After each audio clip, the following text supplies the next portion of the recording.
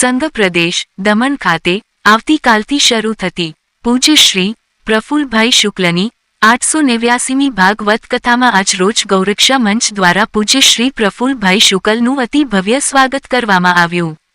આવતીકાલથી શરૂ થનારી ભાગવત કથા માટે પધારેલા કથાકાર પૂજ્ય શ્રી પ્રફુલ્લભાઈ શુક્લનું દમણ ખાતે ગૌરક્ષા મંચ દમણના પ્રમુખ શ્રી, જિલ્લા પંચાયતના સદસ્ય, યુવા મોરચા પ્રદેશ સેવા મહામંત્રી શ્રી હર્ષલભાઈ બી પટેલ, આ કથાના આચાર્ય શ્રી ચેતનભાઈ જોશી, શ્રી શીતલભાઈ, શ્રી આકાશભાઈ પટેલ, શ્રી મેહુલભાઈ પટેલ, શ્રી મયુરભાઈ પટેલ, શ્રી દક્ષેશભાઈ પટેલ, શ્રી વિવેકભાઈ પટેલ, શ્રી શંકરભાઈ ભાનુશાલી, શ્રી કીર્તિભાઈ ભાનુશાલી, શ્રી રાજાભાઈ જયસ્વાલ, જાકીરભાઈ, મુકેશભાઈ, પ્રશાંતભાઈ, મુકુલભાઈ, ગૌરાંગભાઈ ટંડેલ, હિતેશભાઈ રાઠોડ, મિતભાઈ હળપતિ, મિનલભાઈ પટેલ, મુકેશભાઈ પટેલ, ધર્મેશભાઈ પટેલ, દુર્લભભાઈ પટેલ, હિતેશભાઈ માહ્યાવંશી, સુરેશભાઈ રાજપુરોહિત ઉપસ્થિત રહ્યા હતા।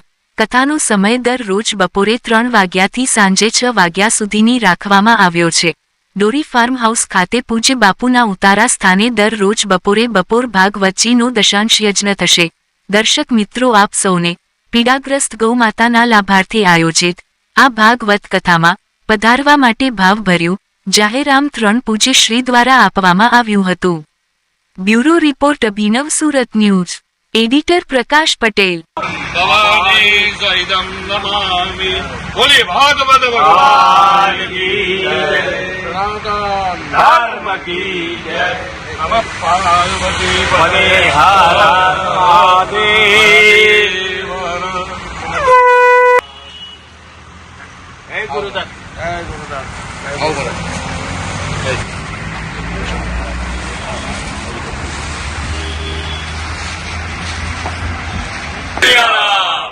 આજે જાલંધરની ભૂમિ દમણ પ્રદેશની અંદર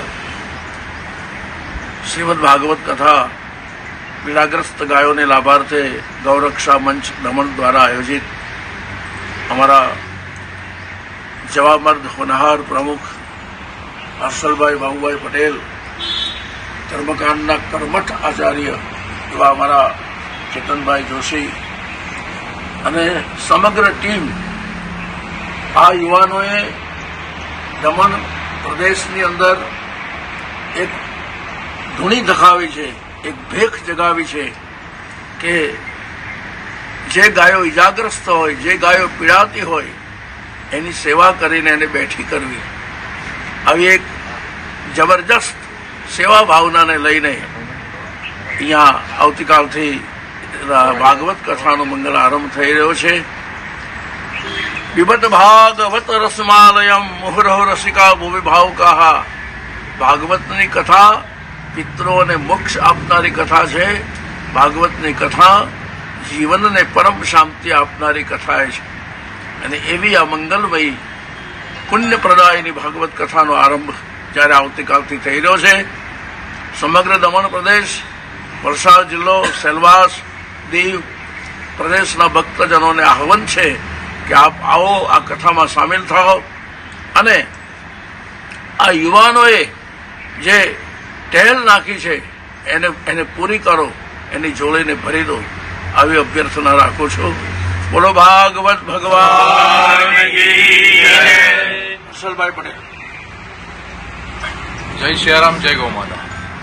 આજે દમણ ગૌરક્ષા મંચ દ્વારા આયોજિત પીડાગ્રસ્ત ગૌમાતા માટે જે ભાગવત કથાનું આયોજન કરવામાં આવી રહ્યું છે 13 ફેબ્રુઆરીથી લઈને 19 ફેબ્રુઆરી સુધી, એમાં આજે બાપુ આપણા સ્થાને પધાર્યા છે। એમનું દમણ ગૌરક્ષા મંચ તરફથી એમનું હાર્દિક સ્વાગત કરીએ છીએ અને હું આપ સૌને આ મીડિયાના માધ્યમથી સૌને આમંત્રિત કરું છું આ કથામાં ઉપસ્થિત રહે અને લોકો જાગૃત થાય એવી આશા રાખું છું। જય સિયારામ, જય ગૌમાતા। हमारा कर्मकांड आचार्य श्री चेतनभाई जोशी। पहला तो दबंग कथाकार प्रफुल्लभाई शुक्ल चरण में वंदना करते हुए हम आनंद की अनुभूति कर रहे हैं कि 889वीं कथा ये शरीर से हो रही है। हम भगवान के चरण में प्रार्थना करते हैं 1000 कथा करे प्रफुल्ल भाई, ऐसी सद्भावना के साथ आरोग्य और आयुष्य अच्छा रहे। दमन गौमंच द्वारा आयोजित ये भागवत कथा सब कथा दमन में हो गई, लेकिन वो कथी थी। ये कथा सुनने का अवसर कोई भक्त चूके नहीं, ये मेरा सनातन धर्मियों को एक आग्रह है। और दमन गौरक्षा मंच द्वारा आयोजित ये कथा थनगड़ाहट के साथ, जिसमें जिसके जीवन में मस्ती है उसके जीवन की हस्ती है, और जिसके जीवन में मस्ती है उसके जीवन में हस्ती है। बाकी तो जबरदस्ती सब जी रहे हैं बापू। बापू आज अपनी कथा करके बाहर भी तो कथा का आयोजन किया गया है, वहां भी जाने वाले पीड़ाग्रस्त बापू भी है, लेकिन एक भगवान ने शक्ति दी है, व्यासपीठ ऊपर बैठ जाए तो दक्षिण गुजरात के कोई कथाकार की ताकत नहीं है। केवट प्रसंग और सीता प्रसंग का विधायक का जो उद्बोधन करते हैं, ये सुनने लायक रहता है। आज मैं सबको आमंत्रण देते हुए आनंद की अनुभूति कर रहा हूं कि आप सब आइए, हाथ बढ़ाइए, दान दीजिए, और दमन रक्षा गौ मंच को दूसरी बार कोई कथा का आयोजन न करना पड़े, ऐसी कथा भव्य हो, इतिहास बन जाएगा दमन में। एक बार प्रफुल्ल भाई शुक्ला ने पांव रख दिया। सभी भाविक भक्त जोड़ो और सब आइए, अपनी अपनी कमाई से 10% तो वैसे निकालना चाहिए, तो गाय माता के लिए निकालिए। अस्तु अस्तु अस्तु। बोलिए भागवत भगवान की जय सिया राम।